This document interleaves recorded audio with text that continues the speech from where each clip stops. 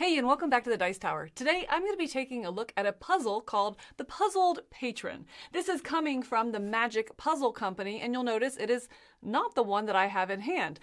That's because out of the gate here, I'm going to tell you I really enjoyed this experience, and I was so excited to have somebody to talk about it with that I gave it to a friend so that she could do the puzzle and we could talk about it. So I don't actually have the one that I'm going to be speaking about here in my hand. It is called the Puzzled Patron, and it is going to be D&D or Dungeons and Dragons focused. Really enjoyed this one. That's instantly what caught my attention when I saw it on the shelves at Target. I grabbed it, I've worked through it, and I want to share my thoughts with you. So first of all, like I said, I very, very much enjoyed this game. I have a hard time coming up with any negatives for it. And I say it's a game because it's not just a puzzle. There is more going on here. It is the Magic Puzzle Company is the name of the group here that puts it out of the company, and I think that is very apropos. It is a kind of magical experience. I really appreciate the unique puzzle pieces in this game. In this puzzle. I keep calling it a game because it's so much fun. In the puzzle, and I think that those shapes tying into what you are completing in the puzzle is really unique.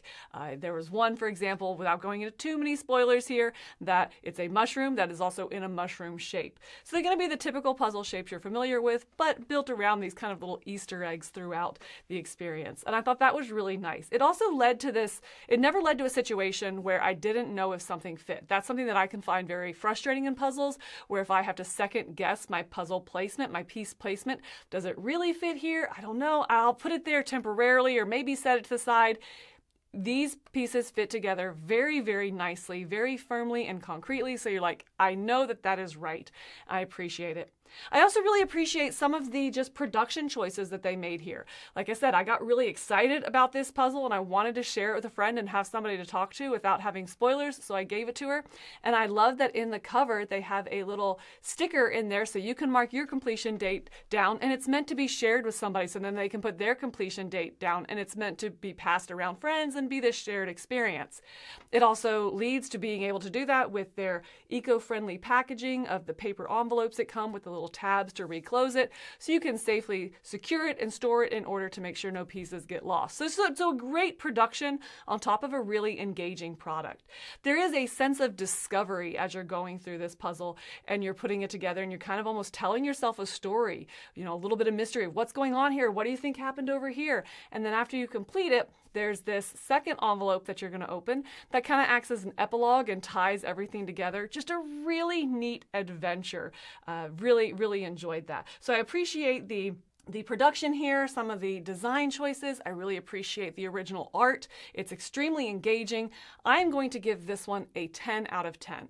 This was just a very magical, charming, cozy, entertaining experience that I want to share with people, that I'm excited about, that I just found myself thinking about over and over again, smiling the entire time I was doing it.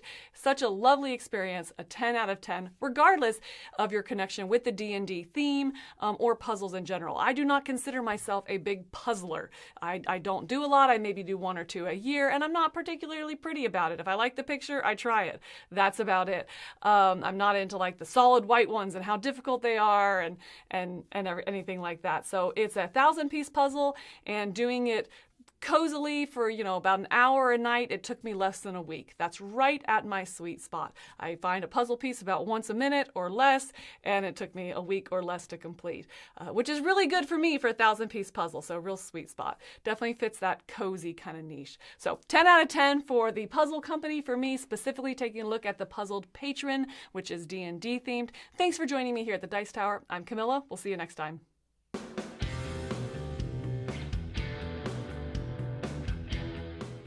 Hey folks, thanks for watching another one of our videos. If you like our videos, if you like our channel, you would love to game with us at one of our conventions. Check out Dice Tower Cruise, Dice Tower East, and Dice Tower West. Fantastic conventions where we play games with wonderful people, a humongous library, and lots of other events and stuff. Also, don't forget to check out our channel, like and subscribe. I'm Tom Bassel.